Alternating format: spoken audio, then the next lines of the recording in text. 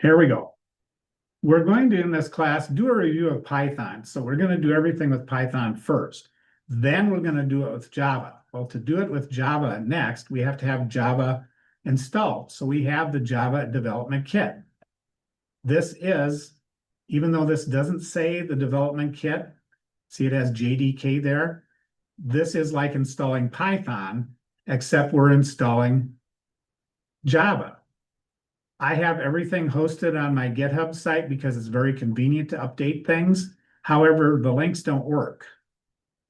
To use the links, you have to download a copy, which is not convenient. I haven't found a workaround yet, but when you open up the copy on your computer, then the links work. And don't rely on the copy on your computer to be up to date, because when I find mistakes, like Dylan pointed out a couple this morning, I have some notes to update things. I update things all the time. So once you have this, we're going to click on this guy, and it's going to download Amazon Coretto. Why am I using Amazon Coretto? Amazon is like owning the world at this point, and everything they have on their servers, guess what's running on their servers in the back end? Java. And what do you suppose their operating system is? Linux. Yep. That's what they're running. They're running actually Java for their web servers, and we're not going to do Java web server development because that's way beyond anything we can get to in 2 semesters. We will do a bit of web server development in Flask with Python, which is my broken lab.wncc.edu site is running in Flask. And it's broken because somebody tried to connect it to a wireless network and the network has an issue of some sort. I will blame it all on Owen. Anyway, Owen is he's our student, like our IT work study. Plus he's also going to be tutoring too. So if you have questions, ask him. You'll have his hours. He hasn't made his poster yet, and I haven't put it in here, but it'll be in here. Or you can say, hey, Owen, I'm having trouble. All right, so we've downloaded this. If I go to my download folder, once this is installed, I can delete it. Well, I already installed VNC Viewer for troubleshooting. I don't need this because I installed that in server class. So anything you download to install on your computer, once you've downloaded it, delete it. You don't need it. If you do need it, download it again. That way, I've seen people's download folder filled up with thousands of files. You don't need to store things in your download folder. You use it once, you're done. So this is our guy. So we will double click on him. I've already got it installed on my computer, so it's not going to install from scratch. But this is probably one of the simplest things that we're going to install in any of my classes, because you click next and you're going to agree with the license agreement, and then you click install, and that's it. In my case, since I already have it, I can change it or repair it. There is nothing to change. Either Coretto is installed or it's not. Pretty much that's it. There are newer versions of Amazon Coretto in production. Do you want your stuff you're programming with to change all the time? No, because what would happen if Amazon's website went down for a minute? How many millions of dollars do you suppose they'd lose? So we're using what's called the long-term service edition. And they do the same thing with Linux. There's always an LTS, long-term service, meaning they don't change how it works. They just update the security of it.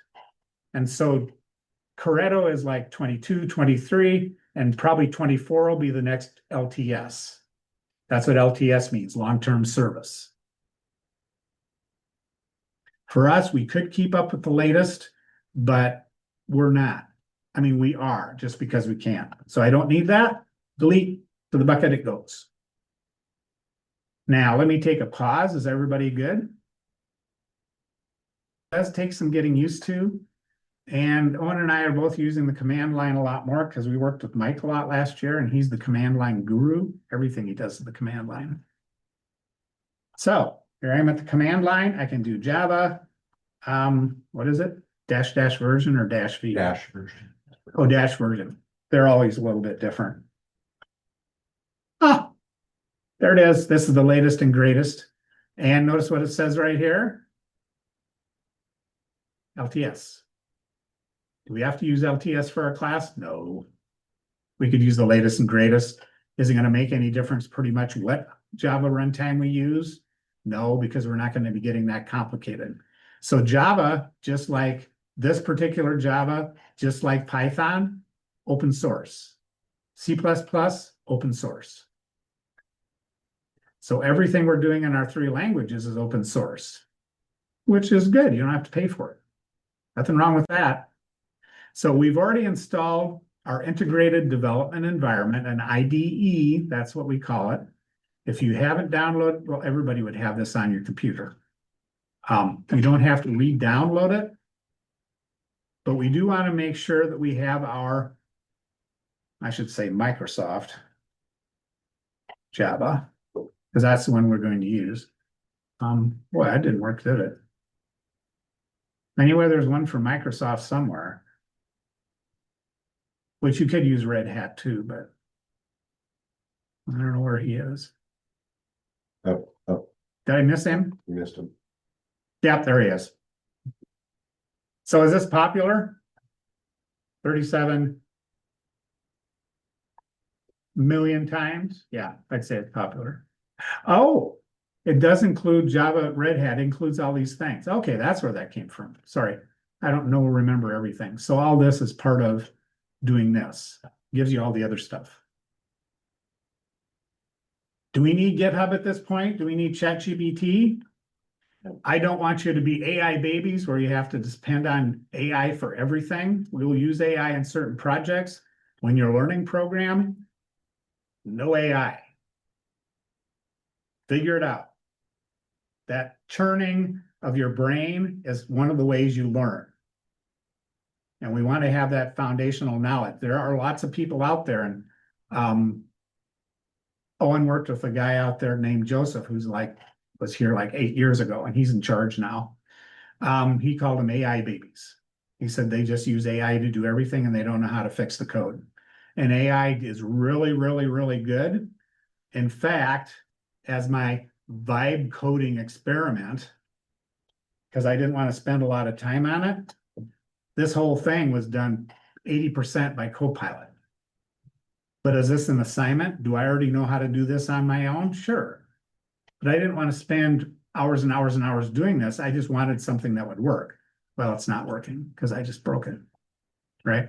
The server's working, but we can't connect to the Pi. Anyway, for your own personal projects, yeah, go for it. When you're doing stuff here for class, struggle. The struggle is what learning feels like. Now, Visual Studio Code does this ornery thing where it puts in these weird characters that I don't even want to see. So we want to make sure we turn this off. Otherwise, you're going to see all this stuff on your screen that I don't see on mine. So in Visual Studio Code, we want to go to the File menu and Preferences. And I forgot what it said. I need to move this over just a second. This search bar anyway. Thank you, Owen. Now, and I need to get this out of the way. All right, here we go. So File. Well, it took me 3-4 days to find this before I was aggravated. Settings. And there's our search bar. There's lots of settings in Visual Studio Code that are not part of the graphical interface. So we want inlay. And oh, mine's on. Yeah, there we go. We don't want those things. They're just doesn't affect Python, doesn't affect C++, but it does the weirdest things in Java.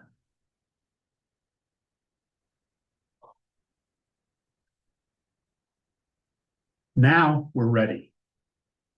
What's the next thing that you do in any programming language that you're learning? What's the first thing you do? What's the first thing we did in Python? Hello world. That's the traditional getting started program, because what does that do for us?